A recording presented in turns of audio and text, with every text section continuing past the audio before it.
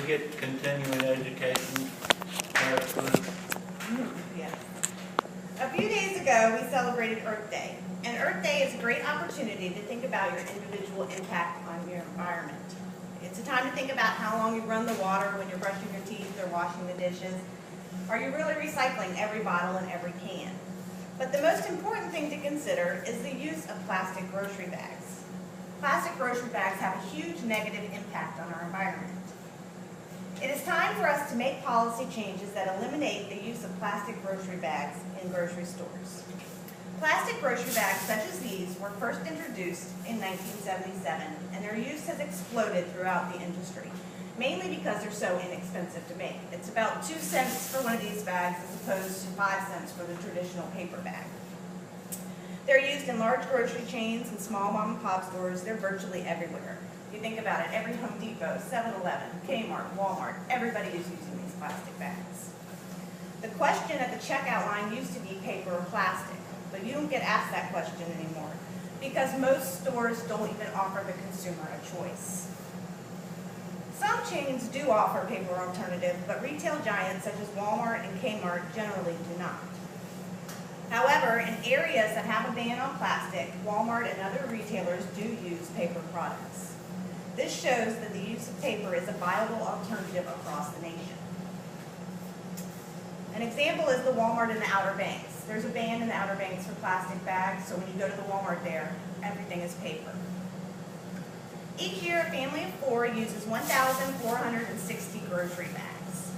Now, this is a result of everyday shopping, but it's also a result of overbagging. Checkout clerks overbag items. They're single bagging, double bagging, in some cases triple bagging, and this is a huge problem. And it's overlooked by management because the plastic bags are so inexpensive.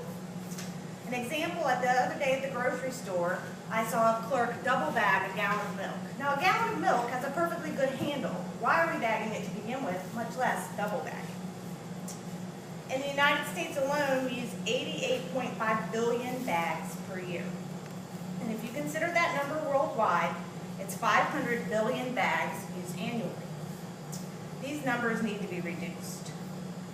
Plastic bags have a negative impact on our environment, both land and sea. Now, many of you are probably thinking, well, I recycle my bags, but there's a big difference between recycling and reusing.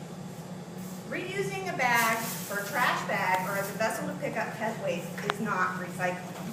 It is reusing. Reused bags still end up in our landfills no matter how many times it's used. The reality is less than 3% of the plastic grocery bags are actually recycled. Now, you consider 500 billion worldwide. When you do the math, that equates to 485 billion bags that are not recycled every year. Non-recycled bags make their way into our landfills. That's assuming if they make it to the landfill. Many make their way to our fields and waterways. And this is a big environmental hazard because these bags just don't go away. It takes over 1,000 years for one bag to decompose. And while it's decomposing, it's emitting harmful greenhouse gases. Plastic bags pose a risk to farmers and crops vital to our economy. Improperly disposed bags make their way onto our local farmlands, and these bags become entangled with our crops. Not only are the bags an eyesore, I'm sure anybody that's driven down 13 or 460 has seen the bags entangled in the crops, but they wreak havoc as the crops are harvested. This is a particular problem with cotton. Now, cotton is picked using a machine called the cotton gin. And the cotton gin cannot distinguish between the cotton and the plastic. It takes additional labor, which is costly, to scan the fields prior to harvest. And even when they are scanned, it's not 100% accurate. So as the cotton is harvested, the plastic goes unnoticed. And it goes unnoticed all the way to the finished garment. It is only when the cotton is dyed that the plastic becomes noticeable. So the plastic doesn't take the dye and it leaves white streaks in the fabric. Thus, the garment is unsellable.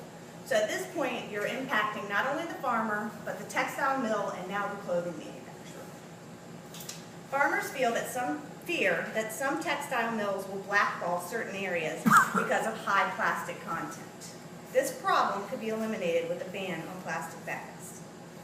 And not only are our crops at risk and our economy at risk, but farmers face a risk as they attempt to remove the bags from the heavy machinery. There are many injuries each year because of this. So now we have a human risk as well. So are these plastic bags really worth it? Plastic grocery bags also cause problems in our local waterways and pose a risk to marine life. Plastic bags closely resemble a jellyfish. Sea life such as sea turtles, seagulls, whales, and numerous other fish cannot distinguish between jellyfish and plastic bags. They perceive them as food and consume the bags. And upon consumption, these bags cause a choking hazard or suffocation.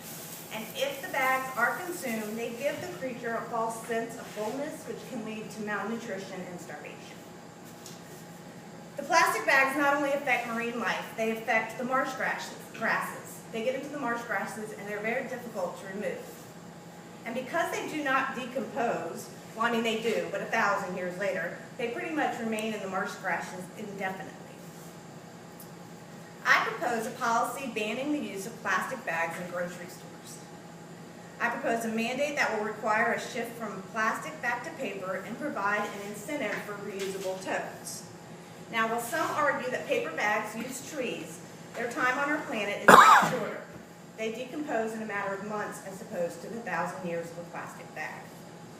An article in National Geographic News states that plastic litter has become such an environmental nuisance and eyesore that Ireland, Taiwan, South Africa, Australia, and Bangladesh have taxed the totes heavily or banned their use outright. Several other regions, including England and some U.S. cities, are considering similar actions. And some U.S. cities have already placed the ban, such as Los Angeles and the Outer Banks, as I discussed earlier. We should follow their lead. Not only should we ban the use of plastic bags in grocery stores, but we should develop a policy that mandates grocery stores to give incentives for reusable bags. Currently, Farm Fresh grocery chain has a voluntary incentive. They have partnered with the Chesapeake Bay Foundation. So every time you bring a reusable tote to Farm Fresh, they donate 5 cents to the Chesapeake Bay Foundation and then reduce your grocery bill by 5 cents. So not only is the Chesapeake Bay benefiting, but your grocery bill is as well. Now to sum things up, plastic bags are bad for the land. They get entangled in our crops and pose a risk to farmers and our economy. They're bad for the water. They kill marine life. So is the convenience of a plastic bag really worth the sacrifice of destroying our environment? For me, the answer is no. And for you, I hope you take these things into consideration and support a ban on plastic grocery bags. In the meantime, you can do your part to save our environment and use reusable totes. Both Mother Nature and I will thank you. Thank you. 801.